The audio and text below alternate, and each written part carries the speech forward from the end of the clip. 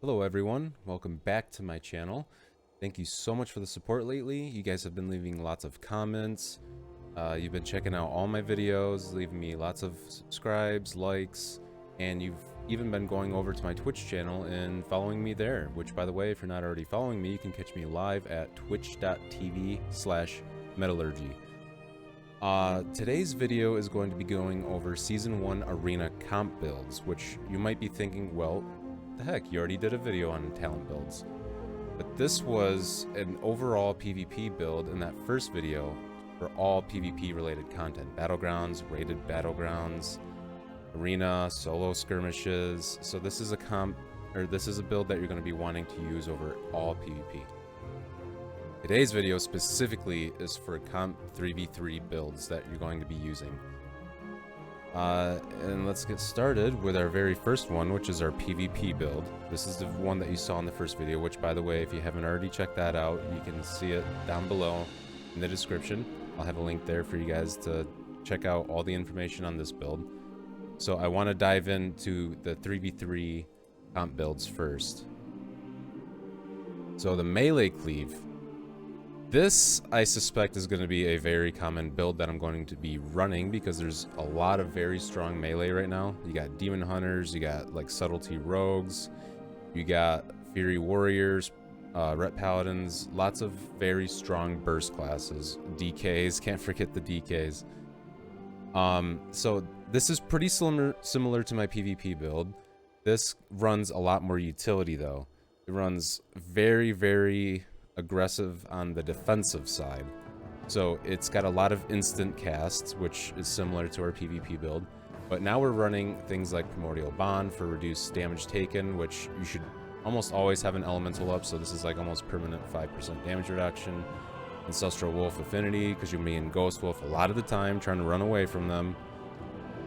We're going to be running maybe Totemic Recall. This is swappable because we're going to be wanting to run maybe Counter Strike.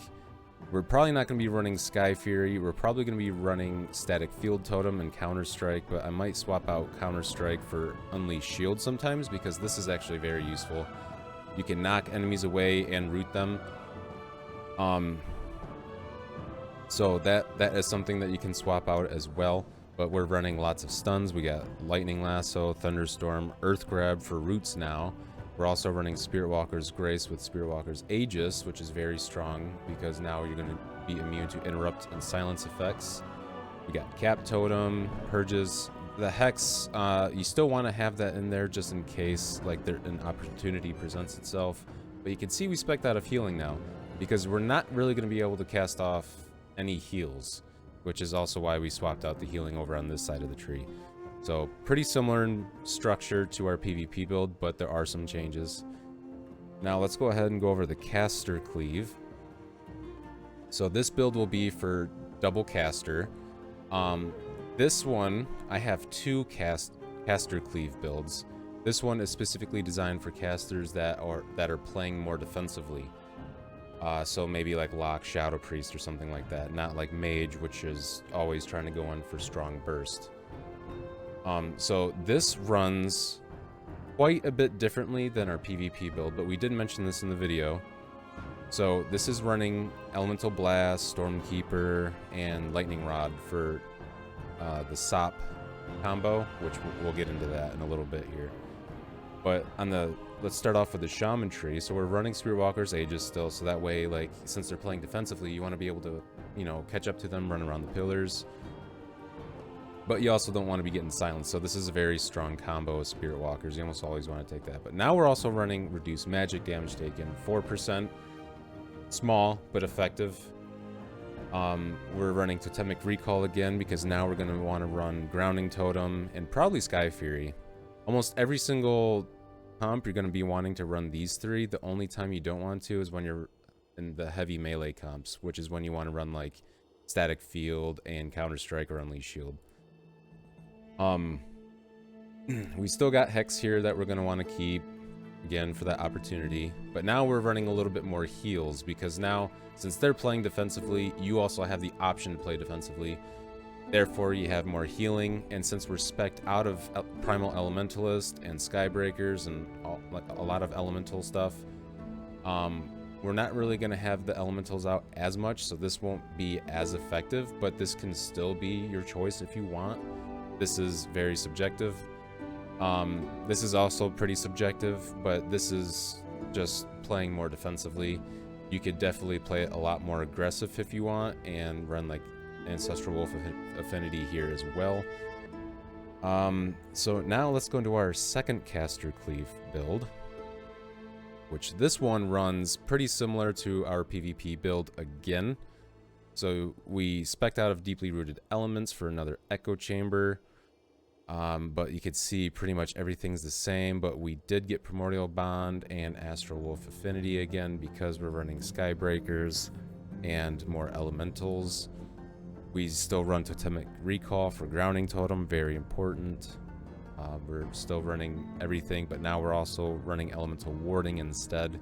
We spec'd out of Guardian's Cudgel in order to get Spirit Walker's Aegis.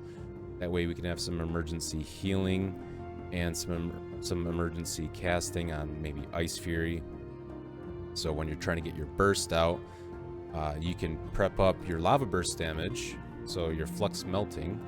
When you cast Ice Fury and use your Frost Shock, it'll increase the damage of your next lava burst, which you want to try to pair up with your Primordial Wave and your first lava burst from that buff, so that way you hit it pretty strong. So you might want to save your Spirit Walkers for those occasions.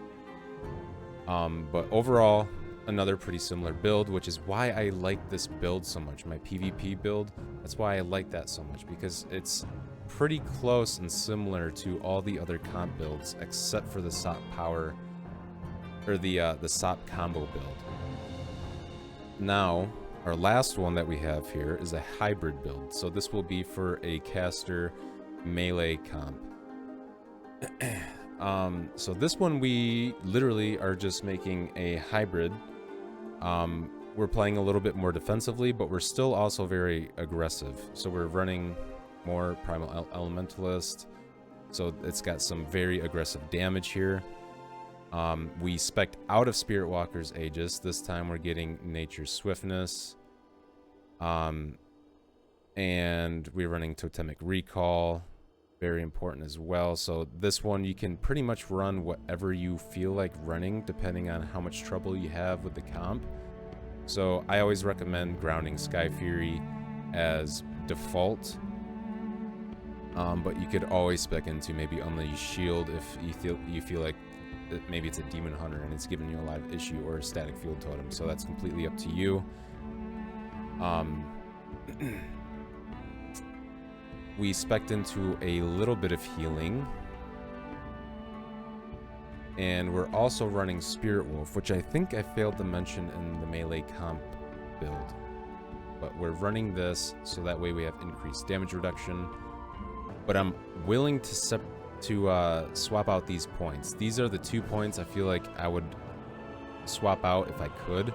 I'd probably maybe take this one out, put it Spirit Walkers, and then do Aegis, maybe something like that. I feel like maybe that would be better. Alright, well that wraps up part 1 of this video. We still have a second part. We're not done yet. Those are all my talent builds for Season 1, 3v3 Arena. Let me know what you guys think down in the comment section below. Feel free to share your own builds. Critique the ones that I had up there. Let me know if you would do any changes. And so now I want to get on to part 2 of the video, where we go over the rotation, the SOP combo rotation that I mentioned earlier. And I also want to go over the enchants that you're going to want on your gear, and a nice little tip in case you didn't know this already. And I also want to go over the viable comps that you're going to be playing as Elemental. So, the SOP combo. So for this combo to work out, you basically essentially need to follow a checklist. In that checklist, 1, you need to make sure you have full stacks of Magma Chamber, stacks up to 20 times. That comes from your Flame Shock here. You need to cast a Lava Burst to increase the nature damage on your Elemental Blast, and you also need to cast a Frost Shock empowered by Ice Fury for Electrified Shocks, which also increases the nature damage that they will take. So you want to try to use Stormkeeper, Nature's Swiftness, Ice Fury, Frost Shock, Lava Burst, Elemental Blast, then 2 lightning bolts, and boom, right in your electrified shock window. It fit perfectly. But trying to get that to fit in that small window while you're in a 3v3 arena is extremely difficult. So probably like 8 out of 10 times you're not going to be able to follow that exactly, especially since you still have to cast Ice Fury. But if you can pull that off, you'll probably most likely one-shot the person. Unless you messed up and they have some defensives on, or they got shielded or something by the healer. So you need to make sure that you have some strong CC up. Maybe you have the healer CC'd, you have like maybe the other DPS kited, and maybe you already have some DR CC on yourself. You gotta have a very good opportune moment, which is why I don't really like to run this build. It requires a lot of setup, and it's very easy to mess up, and then if you do mess it up, then you're fucked. And trying to do this at high rating is even more difficult because it's very predictable, and your buffs can be purged off. So there's a lot of negatives with this. There's like 1 or 2 good things about this, which is why I kind of like to run the other build more than the SOP combo. I like to run more of like Skybreakers, but still a very strong contender. It'll be very, very good for lower brackets because a lot of people won't really understand what's coming. So that is the rotation. Now let's go over the enchants that you're going to want. These you can literally just get from Wowhead, but I have them here in case you're interested and you don't feel like going over there. These are going to be the enchants that you want. I pulled this from Wowhead. And so basically just make sure you copy this. These are going to be very expensive right now. These ones are a little bit cheaper, but there's also like rank 1 through 3s for each one. So you got to, you know, just get what you feel like is worth it. And now the viable comps. So for Elemental Shaman, there are a few viable comps. I'm probably only going to run 1, maybe 2 because of how strong these classes are right now. So I'm probably going to be running Lock with Resto Druid or Preservation Evoker. So Preservation Evoker is extremely powerful right now. They're like borderline unkillable. If you watch my PvP Battleground videos, you'll see that quite a lot, and I'll probably be complaining about it. Resto Druid's a bit more killable, but they're still very strong. The Lock, I'm going to be running either Affliction or Demo. Probably not Destruction. Destruction is a little bit more counterable. But I'm also thinking about maybe possibly running Shadow Priest. So I'm going to be doing a caster cleave. Those casters are extremely strong right now, and there aren't very many melees that work well with Elemental because of the way that we're designed, how squishy we are, the less opportune moments for us to coordinate together at the same time. So I'm going to be most likely doing a caster cleave. Now, for the final trick of the video, not trick, but tip, if you don't already, try to get one of these pieces of gear. So there's 2 PvP crafted items that you can get. There's, I think it might vary for each class, but you can have 2 pieces. So 1 piece will give you this equip effect where when an enemy dies, you gain 1,000 versatility. It's not going to be as strong in arena as it is for Battlegrounds, but it could still be the difference between life and death for your team. But the second piece will reduce incoming crowd control effects by 5%. And that's on top of the already 10% from your trinkets. So you want to try to get this piece, and you won't be able to get a second piece until the second week of Dragonflight. So that'll be basically when Season 1 starts, and then you'll be able to have both. But they also scale up higher, so that you notice that all the PvP gear goes to 411, this goes to 424. So this will also be probably what I think the Conquest gear cap is going to be. So definitely make sure you at least get one of these pieces, and then when Season 1 starts, try to get your second piece. I like this piece more because I do a lot of Battlegrounds, if you can't tell by my videos. So, that is it for the video, guys. Let me know what you think about all of this. the comps. Let me know if you think there's any more viable comps or what you will be running. Let me know if there's anything I missed or if there's anything you want me to go over. So definitely say anything that you need in the comment section, and I will see you guys later.